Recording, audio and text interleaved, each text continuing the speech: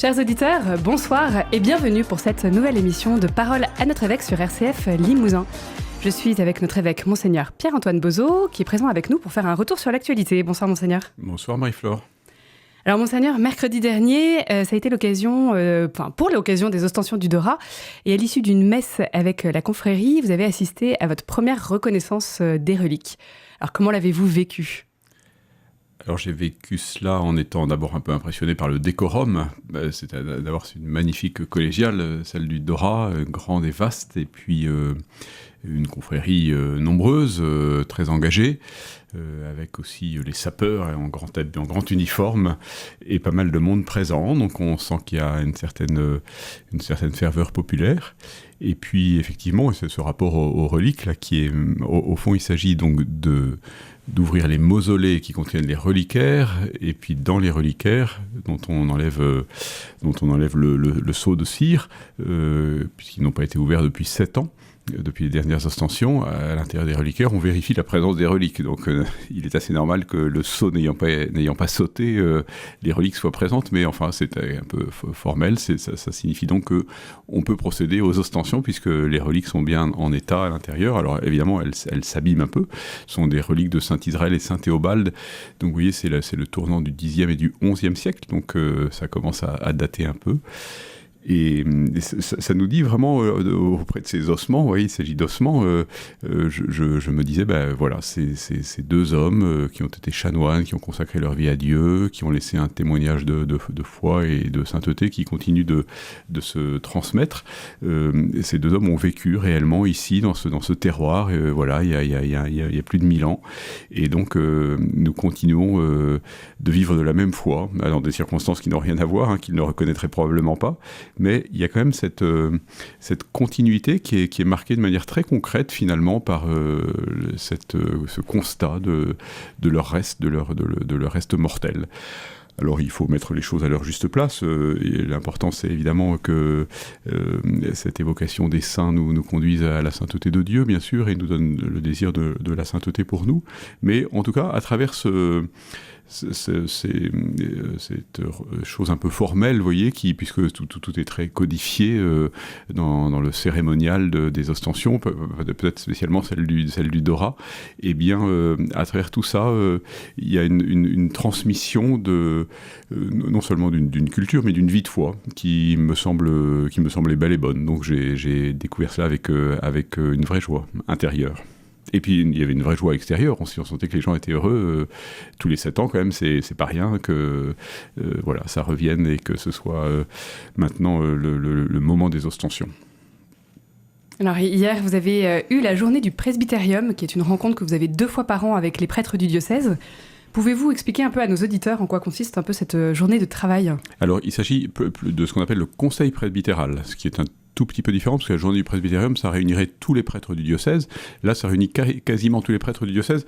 Alors, pour expliquer aux auditeurs, il faut simplement peut-être leur dire que c'est une des institutions du droit canonique de 1983 qui a tenu compte des modifications du Concile Vatican II, qui inscrit de manière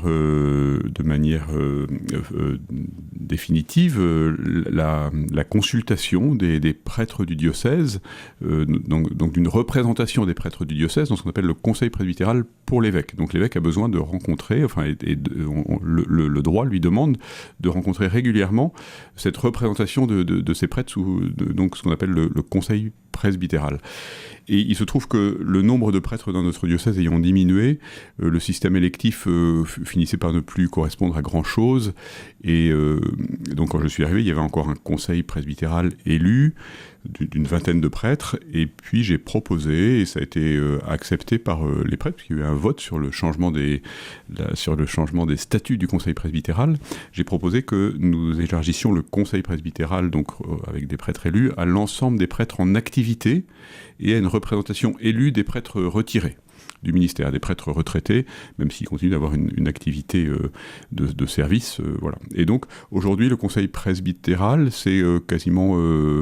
c'est quasiment 80% des prêtres du diocèse, donc nous sommes 42 ou 3 ou 4 peut-être dans ce conseil. Donc c'est un moment très important pour moi de sentir un petit peu la manière dont les prêtres vivent leur ministère, réagissent aux évolutions du temps, de l'Église.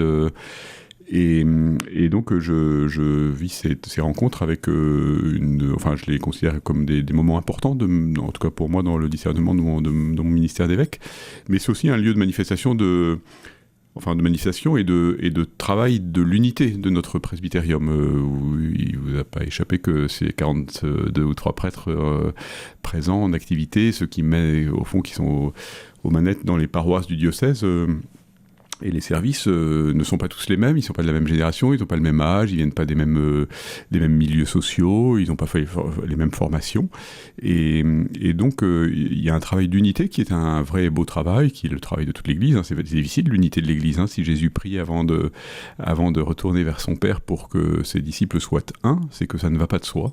Et donc, ce conseil presbytéral, c'est aussi un lieu de travail à l'unité, en nous écoutant les uns les autres. Alors, je crois que la méthode y est pour beaucoup. Donc, il y a ce conseil presbytéral élit en son sein un bureau, donc le secrétaire, ce qu'on appelle le secrétaire général du conseil presbytéral. Chez nous, c'est le père Chartier, ancien vicaire général, qui est le curé de Saint-Junien et des paroisses alentours. Et puis, il y a 5 membres d'un bureau qui ont été élus par leur père, et c'est eux qui animent cette journée. Donc l'évêque y est à une place un petit peu d'écoute. Alors je réagis quand il y a besoin, et puis de temps en temps j'explique des choix que j'ai faits ou des choses pour la vie du diocèse, mais c'est vraiment pour moi un lieu d'accueil et d'écoute de ce que les prêtres dans leur ensemble ont à dire. Donc c'est un lieu important et très beau pour la vie de notre diocèse. Alors 6 étudiants de l'IAE ont travaillé dans le cadre de leur atelier d'innovation sur le projet du Parvis des Clarisses. Alors 3 se sont concentrés sur la communication et les 3 autres sur l'aménagement de l'espace. Alors ça a été une collaboration très riche pour eux, mais aussi pour tous les acteurs du diocèse avec qui ils ont collaboré. Le prix des ateliers de l'innovation dans le cadre de leur formation a été remis le mardi 14 mars. Et ces étudiants qui ont accompagné pendant 18 mois le Parvis des Clarisses sont montés sur le podium à la 3e place. Donc c'est une belle reconnaissance de leur travail. Pouvez-vous nous dire où est-ce que nous en sommes aujourd'hui ? Alors, sur cet aspect de faire appel à ces étudiants, ça c'est Damien Delers-Nichter qui est chef de projet, qui s'occupe beaucoup de ce projet du Parvis des Clarisses, qui a eu l'idée ou qui a vu cette possibilité, qui a proposé, qui a candidaté auprès de l'IAE, de l'Institut d'administration des entreprises, pour le Parvis des Clarisses, et qui a été sélectionné. Il a bien vendu son affaire. Et donc, je trouve que c'était assez original et au fond très, très en cohérence avec le projet lui-même. Vous voyez, ce Parvis, comme le nom l'indique, c'est un lieu qui se veut un lieu de rencontre avec des gens un petit peu extérieurs à l'Église, en tout cas qui veut être un lieu de rencontre de gens qui ne sont pas déjà dans l'Église. Et là, c'était le cas. J'ai rencontré dans un déjeuner ces 6 étudiants. Parmi eux, aucun des 6 n'avait de référence de culture, de connaissances chrétiennes, aucun n'était chrétien. Et donc c'était un très très beau lieu de rencontre. Alors ils avaient en même temps une espèce de fraîcheur et de liberté, sans aucun préjugé sur l'Église. Donc ils ont découvert avec vraiment beaucoup de curiosité, mais oui, de bienveillance ce projet. Et ils se sont vraiment donnés avec beaucoup de générosité, les capacités aussi de leur formation, les compétences de leur formation.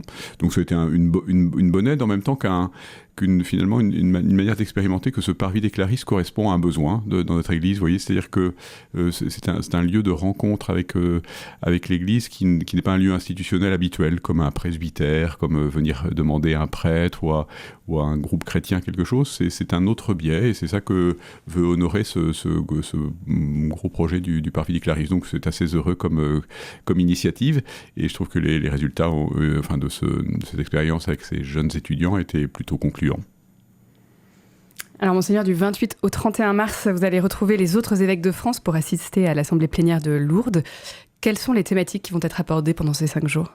Alors il y a toujours beaucoup de sujets, des sujets importants, majeurs, et puis il y a des sujets qui sont des choses, par exemple à chaque assemblée plénière des évêques, il y a par exemple des propositions de projets de béatification ou de canonisation qui doivent recevoir un vote conforme de l'assemblée des évêques. Donc vous voyez, ou alors des choses économiques, financières, statutaires de l'Union des associations diocésaines de France.